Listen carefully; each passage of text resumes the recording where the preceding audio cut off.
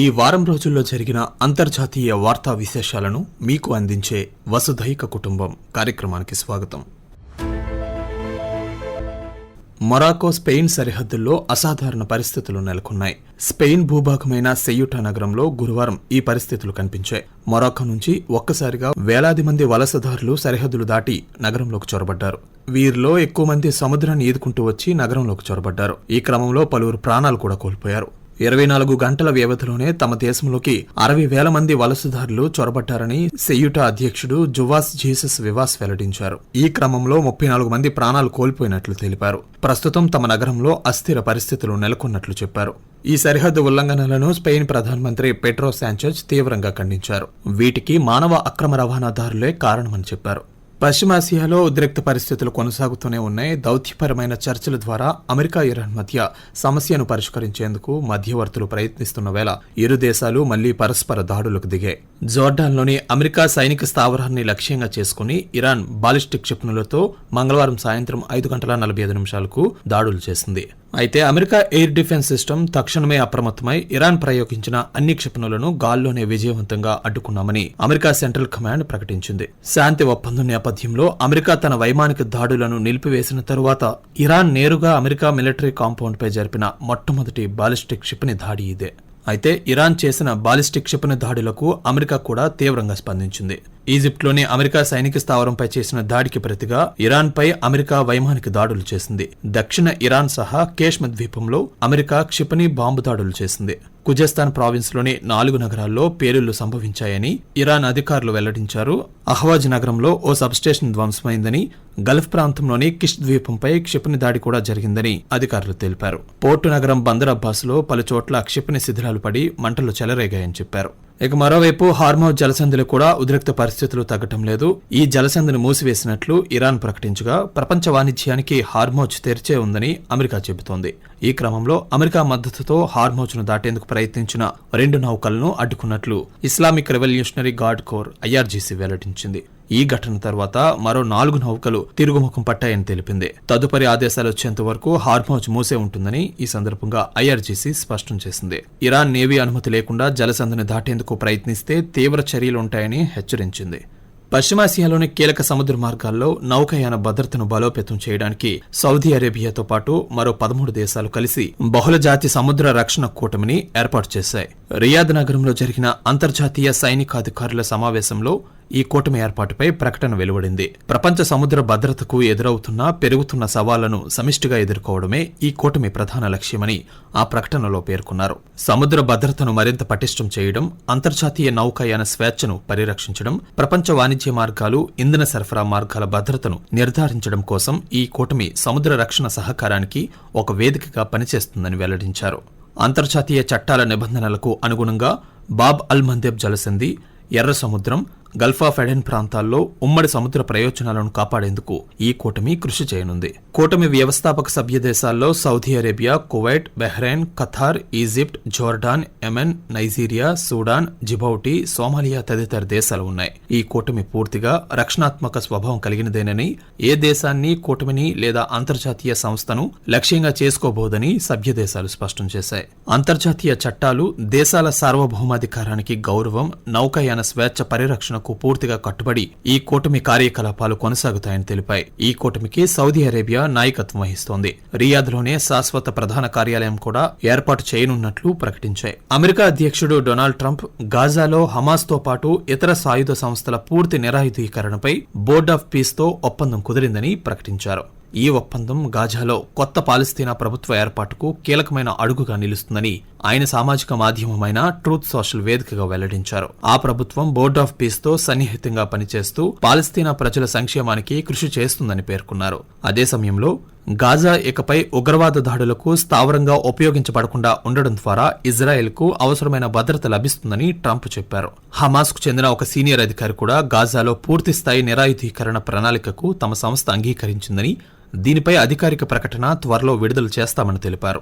అయితే ఈ ఒప్పందంపై ఇజ్రాయెల్ ప్రభుత్వం ఇప్పటివరకు అధికారికంగా స్పందించలేదు. శాంతి ఒప్పందానికి ముందస్తు షరతుగా హమాస్ పూర్తిగా ఆయుధాలను వదలాలని, గాజా ప్రాంతాన్ని పూర్తిగా సైనిక రహిత ప్రాంతంగా మార్చాలని ఇజ్రాయెల్ గతం నుంచే డిమాండ్ చేస్తూ వస్తోంది. ఇక మరోవైపు గాజాలో ఇజ్రాయెల్ సైనిక చర్యలు కొనసాగుతున్నాయి. ఇజ్రాయెల్ ప్రధానమంత్రి బెంజమిన్ నెతన్యాహు గాజాలో తమ నియంత్రణలో ఉన్న ప్రాంతాన్ని 70% వరకు విస్తరించాలనే లక్ష్యంతో సైనిక చర్యలను కొనసాగిస్తున్నట్లు పేర్కొన్నారు. రష్యా, యుక్రెయిన్ దేశాలు పరస్పరం వైమానిక డ్రోన్ దాడులు చేసుకుంటూనే ఉన్నాయి. యుక్రెయిన్లోని కీవ్, సుమీ, ఒడెసే ప్రాంతాలపై రష్యా క్షిపణులు, డ్రోన్లతో దాడులు చేసింది. రక్షణ రంగానికి సంబంధించిన ఒక కార్యక్రమం జరిగిన ప్రదేశంపై రష్యా జరిపిన ఈ దాడిలో 10 మందికి పైగా ప్రాణాలు కోల్పోయారు. ఇక దీనికి ప్రతిదాడిగా యుక్రెయిన్ కూడా ఏకంగా 400కు పైగా డ్రోన్లను రష్యా రాజధాని మాస్కో వైపు, అలాగే సరిహద్దు ప్రాంతమైన బెల్గోరోడ్ పైకి ప్రయోగించి ఎదురుదాడికి దిగింది. ఇక రష్యాకు చెందిన ఒక క్షిపణి పొరపాటున పోలాండ్ వైమానిక పరిధిలోకి దూసుకువెళ్లి పేలిపోవడంతో తీవ్ర ఉద్రిక్తత నెలకొంది. దీంతో నాటో యుద్ధ విమానాలు రంగంలోకి దిగాయి. ఈ ఉల్లంఘనపై పోలాండ్ ప్రభుత్వం రష్యా రాయబారికి తన తీవ్ర నిరసనను వ్యక్తం చేసింది. రష్యా ప్రత్యామ్నాయ వాణిజ్య నౌకలు, ఇంధన రవాణా నౌకలను లక్ష్యంగా చేసుకుని యుక్రెయిన్ డ్రోన్ దాడులను తీవ్రతరం చేసింది. అజోవ్ సముద్రంలో రష్యా ధాన్యాల ఎగుమతి మార్గాలపై ఈ దాడుల ప్రభావం పడటంతో అంతర్జాతీయంగా గోధుమల ధరలు పెరిగాయి. యుక్రెయిన్ నిరంతరాయంగా రష్యాలోని చమురు శుద్ధి కర్మాగారాలను లక్ష్యంగా చేసుకోవడంతో ఆ దేశంలో అంతర్గతంగా గ్యాసోలిన్ ఉత్పాదకత దాదాపు 40% తగ్గి తీవ్ర ఇంధన కొరత ఏర్పడుతోంది. అట్లాంటిక్ తీర ప్రాంతంలో ఉష్ణోగ్రతలు మరింత పెరగడంతో ఫ్రాన్స్లో భారీ కార్చిచ్చు మళ్లీ చెలరేగే ప్రమాదం నెలకొంది.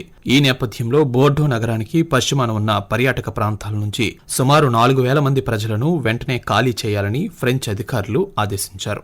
గిరోండ్ ప్రాంతంలో గత వారం నుంచి కొనసాగుతున్న ఈ అగ్ని ప్రమాదం ఇప్పటి వరకు సుమారు 420 చదరపు కిలోమీటర్ల అటవీ ప్రాంతాన్ని దహనం చేసింది. మంటల వ్యాప్తిని కొంతవరకు అదుపులోకి తీసుకొచ్చినప్పటికీ పూర్తిగా అదుపు చేయలేకపోయారు. కొన్నిసార్లు ఈ మంటలు మరింత ఉధృతంగా వ్యాపిస్తూ అగ్ని తుఫానుగా మారడంతో పరిస్థితి అత్యంత క్లిష్టంగా మారింది. ప్యారిస్ నగర విస్తీర్ణానికి 4 రెట్లు పెద్ద ప్రాంతాన్ని ఈ కార్చిచ్చు కాల్చివేసింది. ఈ ఘటన కారణంగా ఫ్రాన్స్ లో ఇప్పటివరకు 2,20,000 మందికి పైగా ప్రజలను ఇళ్లతో పాటు విహార కేంద్రాల నుంచి సురక్షిత ప్రాంతాలకు తరలించారు. అగ్నిమాపక చర్యల్లో పాల్గొన్న 93 మంది అగ్నిమాపక సిబ్బంది గాయపడ్డారు. ఇదిలా ఉండగా స్పెయిన్లో కూడా కార్చిచ్చు తీవ్ర రూపం దాల్చింది. ఈ వేసవిలో 4వసారి తీవ్రమైన ఉష్ణ తరంగాన్ని ఎదుర్కొంటున్న స్పెయిన్లో పలు భారీ అటవీ అగ్ని ప్రమాదాలతో అధికారులు పోరాడుతున్నారు. ఆ దేశ చరిత్రలోనే అతిపెద్ద కార్చిచ్చుగా భావిస్తున్న ఈ విపత్తు కారణంగా సుమారు 79,000 మందిని సురక్షిత ప్రాంతాలకు తరలించగా మరో 30,000 మందిని ఇళ్లలోనే ఉండాలని అధికారులు ఆదేశించారు. మొత్తం మీద స్పెయిన్లో దాదాపు 110,000 మందిపై ఈ అగ్ని ప్రమాదాల ప్రభావం పడింది. పరిస్థితి తీవ్రత దృష్ట్యా స్పెయిన్ ప్రభుత్వం ఆ దేశ చరిత్రలో తొలిసారిగా కార్చిచ్చు కారణంగా జాతీయ అత్యవసర పరిస్థితిని ప్రకటించింది. పాకిస్తాన్లో గురువారం ఘోర ప్రమాదం జరిగింది. బలూచిస్తాన్ ప్రావిన్స్లోని ఓ బొగ్గు గనిలో భారీ పేలుడు సంభవించింది. క్వెటా నగర శివార్లో ఉన్న బొగ్గు గనిలో గురువారం రాత్రి ఈ పేలుడు సంభవించింది. ఆ గనిలో మీథేన్ వాయువు అధికంగా పేరుకుపోవడంతోనే ఈ ఘటన జరిగిందని అధికారులు ప్రాథమికంగా అంచనా వేశారు. ఈ ప్రమాదంలో 32 మంది కార్మికులు ప్రాణాలు కోల్పోయారు. మరో 10 మంది గనిలో చిక్కుకుపోయినట్లు అధికారులు వెల్లడించారు. వారిని బయటకు తీసుకొచ్చేందుకు సహాయక చర్యలు కొనసాగుతున్నాయి. పాక్ ఆక్రమిత జమ్మూ కాశ్మీర్లో ఇటీవల నిర్వహించిన తాత్కాలిక ఎన్నికలు పాకిస్తాన్ అధికార వ్యవస్థకు ప్రజలు ఇచ్చిన అవమానకరమైన తిరస్కరణగా భారత్ పేర్కొంది. భారత విదేశీ వ్యవహారాల మంత్రిత్వ శాఖ అధికార ప్రతినిధి రణధీర్ జైస్వాల్ శుక్రవారం వారాంతపు మీడియా సమావేశంలో మాట్లాడుతూ పాక్ ఆక్రమిత జమ్మూ కాశ్మీర్లో శాంతియుతంగా నిరసన వ్యక్తం చేస్తున్న పౌరులపై పాకిస్తాన్ ప్రభుత్వ యంత్రాంగం విచక్షణారహితంగా బలప్రయోగాన్ని కొనసాగిస్తోందన్నారు. ఈ అణచివేత చర్యల కారణంగా 40 మందికి పైగా పౌరులు ప్రాణాలు కోల్పోగా అనేక మంది తీవ్రంగా గాయపడినట్లు తెలిపారు. ఈ హింసాకాండపై స్వతంత్ర దర్యాప్తు జరిపించాలని అంతర్జాతీయ సంస్థలను కోరినట్లు రణధీర్ జైస్వాల్ పేర్కొన్నారు. You and all of us sitting here have witnessed the Pakistani establishment continues to unleash ruthless force, peaceful civilians in Pakistan occupied Jammu and Kashmir. This crackdown has resulted in the tragic death of over 40 innocent people and many more have been seriously injured. It's the establishment's absolute disdain for the innocent people of Pakistan occupied Jammu and Kashmir was laid bare. Their defense minister branded the protesting civilians as enemies. You would have seen those comments.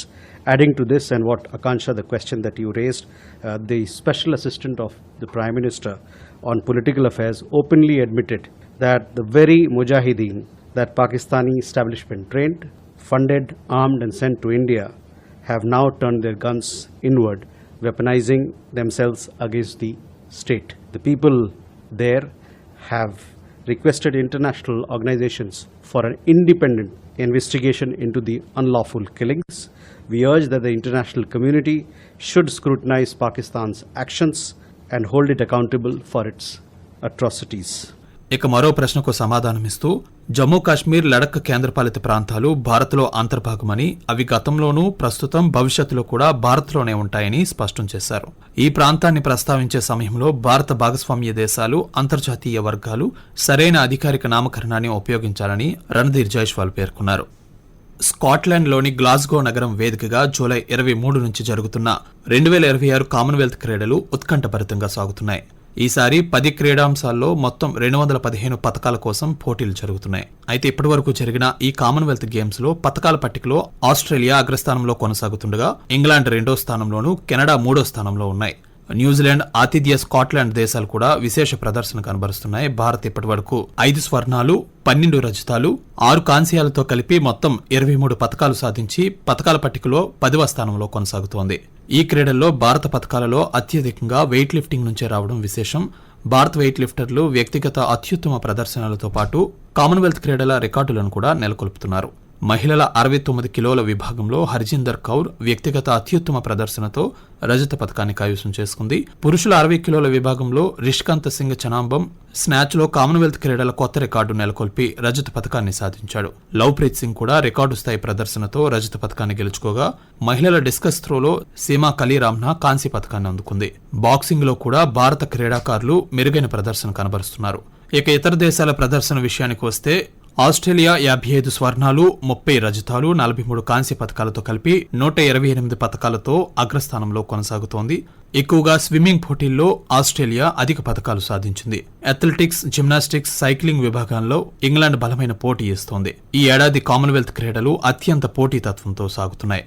Boxing, athletics, judo, పారా క్రీడలలో ఇంకా పలు పతకాల పోటీలు మిగిలి ఉండటంతో భారత క్రీడాకారుల నుంచి మరిన్ని పతకాలు వచ్చే అవకాశం ఉంది. ఈ ఏడాది కామన్వెల్త్ గేమ్స్ ఆగస్టు 2వ తేదీన ముగియనున్నాయి. ఇప్పటి వరకు మీరు ఈ వారం రోజుల్లో జరిగిన అంతర్జాతీయ వార్తా విశేషాలను మీకు అందించే వసుధైక కుటుంబం కార్యక్రమాన్ని విన్నారు. రచన, వ్యాఖ్యానం డివి సత్యనారాయణ. సమర్పణ ప్రాంతీయ వార్తా విభాగం, ఆకాశవాణి విశాఖపట్నం కేంద్రం. వెలువడింది ఆకాశవాణి విజయవాడ కేంద్రం నుండి.